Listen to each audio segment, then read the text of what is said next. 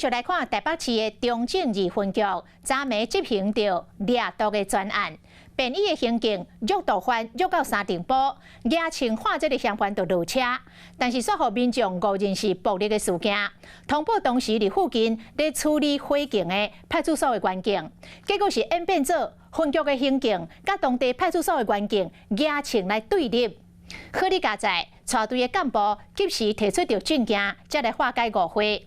中正二分局昨掠着摇头甲中下游的盘商，总共13个人。枪放下！枪放下！穿普色衫的查甫人正手举管管对路口的员警发声，也毋过穿制服的员警也是唔敢大意。枪放下，警察！枪放下！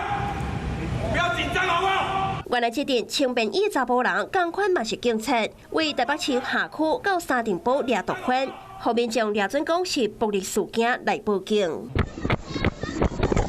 他有枪。这拄好是附近巷仔发生着火灾，警察赶到位了后，举请戒备。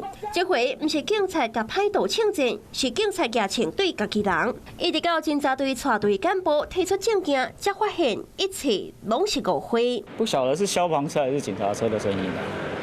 然后有很浓的那个烧电线的味道，没有看到，只有听到很大声，我想说是不是火警还是什么之类的。代志都发生伫昨暗10点多，新北市三重埔成功路，看到有人也请砸车。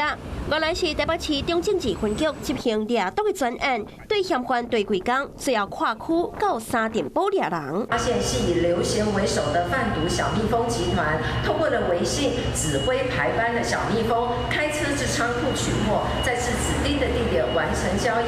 警方拿提区票跨区办案，通常拢会先通报牵制中心，也毋过因为嫌犯是向耍动，无法度确定方向，敢来当继续对车，等待司机掠人。来，这现金哈，现金。